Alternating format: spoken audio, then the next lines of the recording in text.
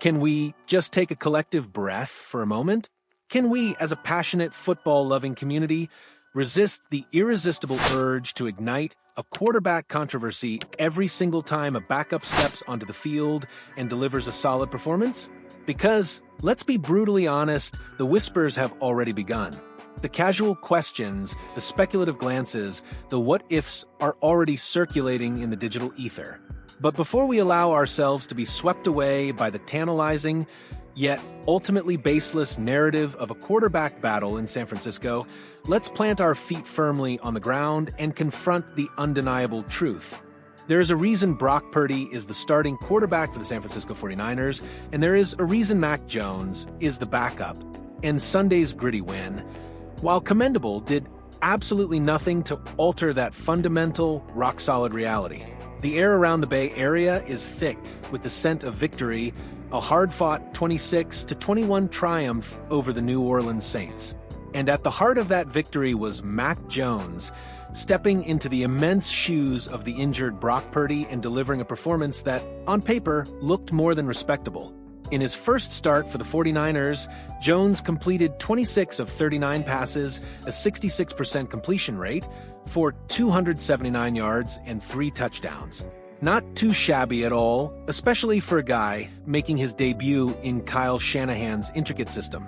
He showed poise, he showed accuracy, and he showed the kind of grit that endears a player to his teammates and coaches. He got the job done, securing a crucial win for a team battling injuries and needing a steady hand. But then, almost immediately, the insidious questions began to surface. Why did the 49ers pay Purdy that money?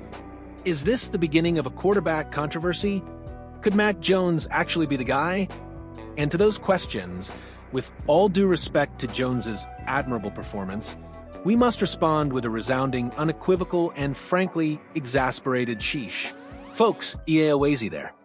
Let's not allow one solid outing against a struggling opponent to overshadow the undeniable championship-caliber trajectory of Brock Purdy.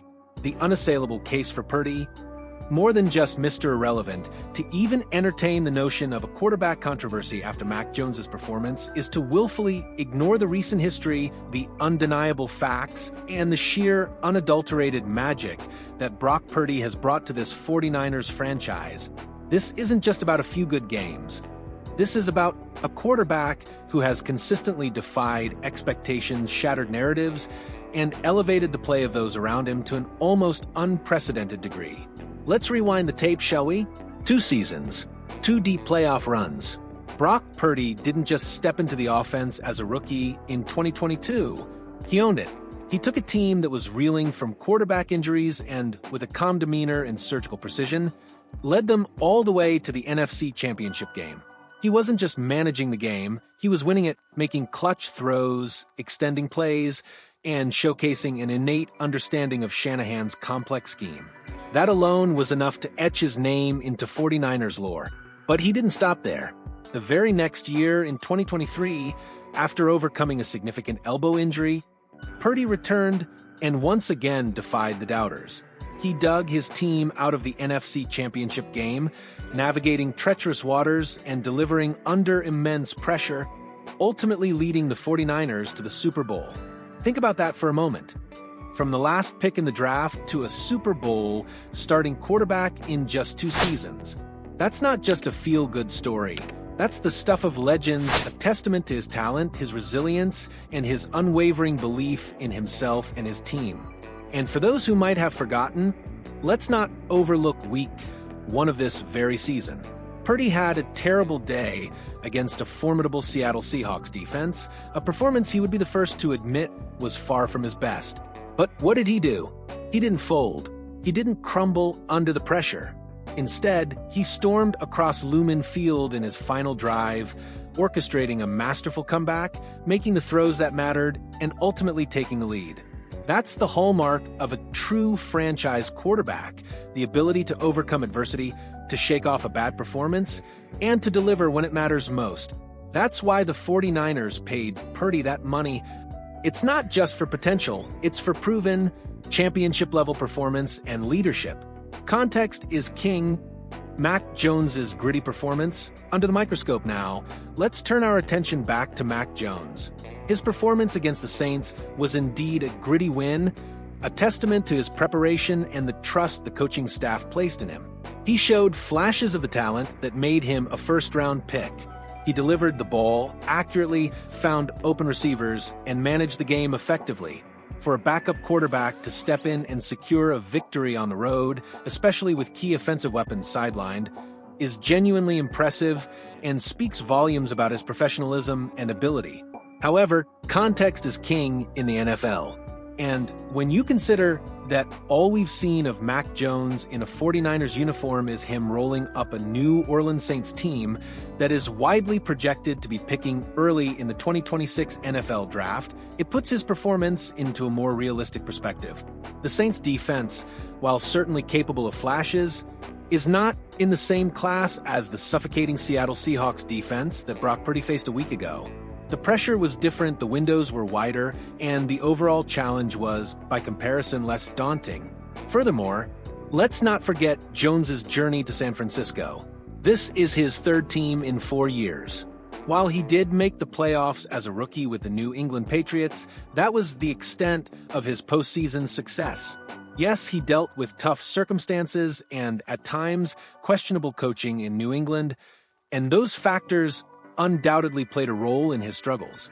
But the reality remains, there's a reason he's a backup now, and there's a reason the 49ers signed him to provide depth behind Purdy, not to challenge him for the starting role. To question Purdy's value based on this single game, especially when considering Jones's NFL trajectory, is to engage in a level of recency bias that simply ignores the broader picture. The Shanahan system. A tale of two quarterbacks beyond the statistics and historical context, there's a fundamental difference in how Jones and Purdy operate within Kyle Shanahan's offense, a difference that profoundly impacts the team's ceiling. On Sunday, Jones completed passes and moved the ball, but he also had significantly more time to throw than Purdy often had last week.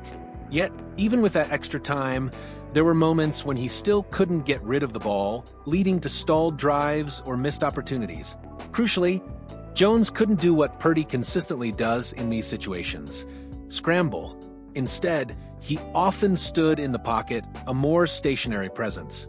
There were a few plays where you just knew Purdy would have taken off, picked up a few crucial first downs with his legs, and extended the drive.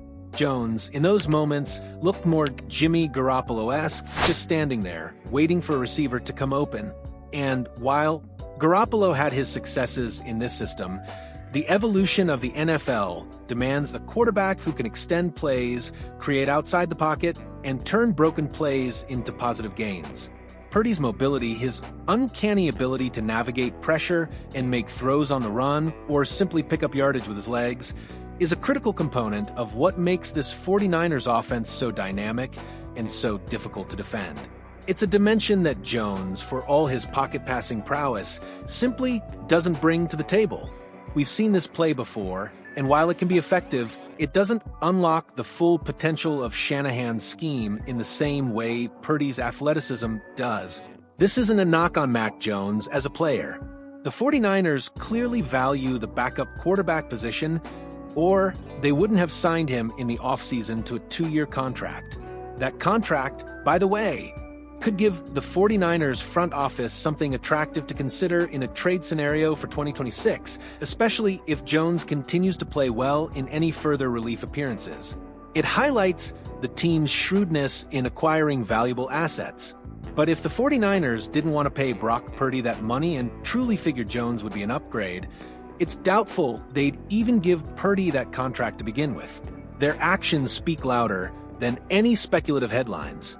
The verdict: no controversy, just capable depth. So let's address the elephant in the room, the question that will inevitably resurface.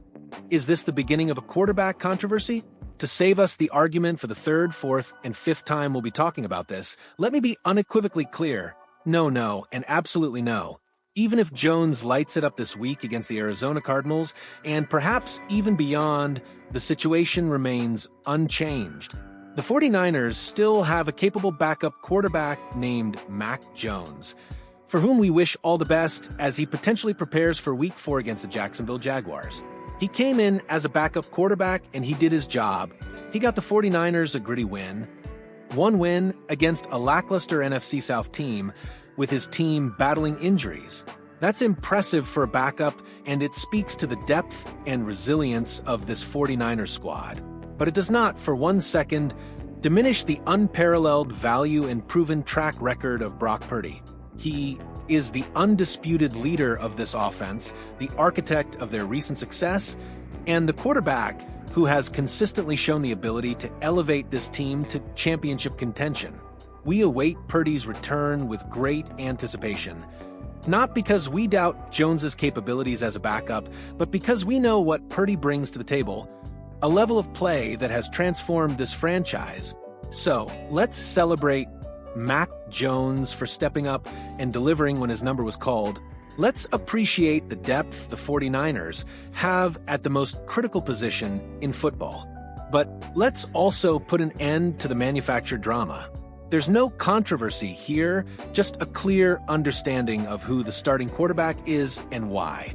What are your thoughts, faithful fans? Do you agree that the controversy talk is just noise? Or do you see something more in Mac Jones's performance? Let your voice be heard in the comments below.